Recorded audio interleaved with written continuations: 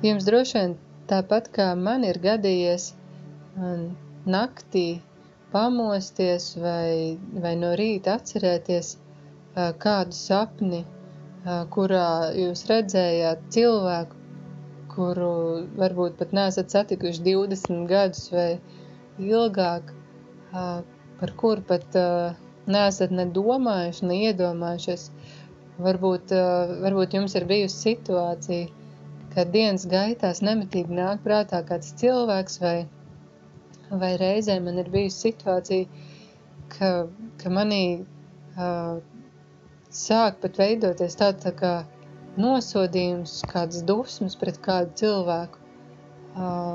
Es atceros kādas lietas, ko viņš ir darījis vai neizdarījis, un tāds rūgtums sāk gruzdēt iekšā.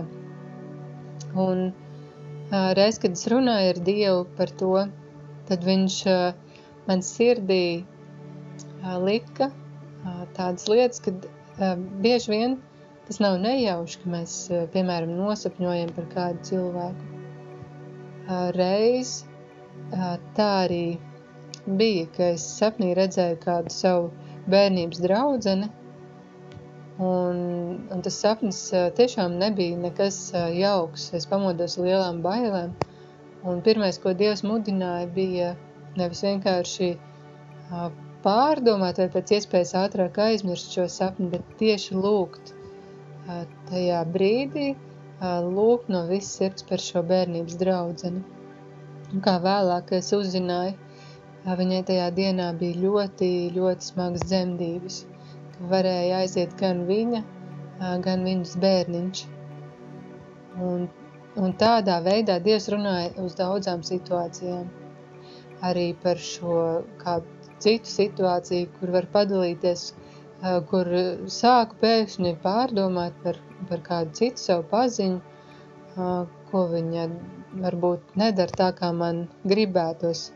Un sirdī nāca tādas apsūdzības, un vēlāk, kad es ar viņu runāju, es sapratu, ka tas ir bijis tas brīdis, kad viņai ļoti, ļoti velns uzbrucis ar kādām apsūdzībām pret viņu. Un tas bija tieši tas, ko es sirdī izjūtu. Un Dievs teica, ka mans uzdevums ir nevis par to spriest, nevis tiesāt, bet tajā brīdī lūgt par šo cilvēku, palīdzēt šajā garīgajā cīņā, saprast, ka varbūt man ir ļauts šīs sajūtas piedzīvot nevis aiz tā, lai paaugstinātos vai lai kaut ko domātu vai tiesātu vai šausminātos, bet ka šīs sajūtas, ko es jūtu, varbūt manā sirdī ir ieliktas, lai es tieši par šo konkrēto lietu aizlūgtu, par šo cilvēku aizlūgtu, lai Dievs viņam sūta savus eņģeļus, lai stiprina, lai atkāpjas šie garīgie uzbrukumi no viņa. Un tas ir tas, ar ko es vēlos jūs šajā dienā iedrošināt, ka neesat pārsteigti par to, ka jums ir dažādi cilvēki, varbūt nāk prātā, vai nāk arī Dievs parāda sapnī.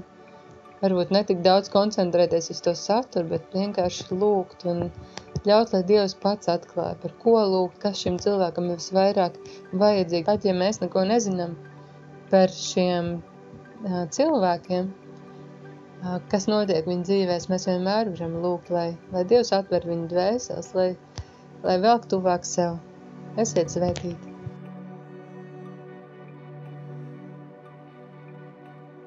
Slavu Tev un pateicība, mīļais debesu Tēti, Kungs Kristu, mīļais svētais gars, ka māci man sadzirdēt un runā uz mani caur sapņiem, caur svētajiem rakstiem, caur klusiem čukstiem un pievestiem cilvēkiem. Pateicība Tev, Jēzu, ka uzrādi lietas un cilvēkus, par kuriem man jāiestājas lūkšanā un kurus kopā ar Tevi jānes savā sirdī. Paldies, Kungs Kristu, ka Tu māci mums izšķirt, kas nāk no Tevis un kas nāk no kādas citas vietas. Jā, mīļais Jēzu, es lūdzu, nāc un māci man sadzirdēt tieši Tevi, tā kā Tu uz mani vari runāt, un atdari manu sirdi un muti iestāties lūgšanā par brāļiem un māsām Kristū. Jo, kas lūgs tavā vārdā, tam taps atbildēts, un neviena lūgšana, kas veltīta tev, nav par mazu vai niecīgu, bet tu tās visas dzirdi, un tev tās visas ir dārgas. Jā, māci, Kungs, Kristu lūgt, māci, Kungs, Kristu atvērt sirdis mīlestībai pret citiem brāļiem un māsām. Māci, Kungs, jā, sadzirdēt tevi, būt kopā ar tevi, iet vēl tuvāk un vēl dziļāk tev. Jēzus vārdā, āmen.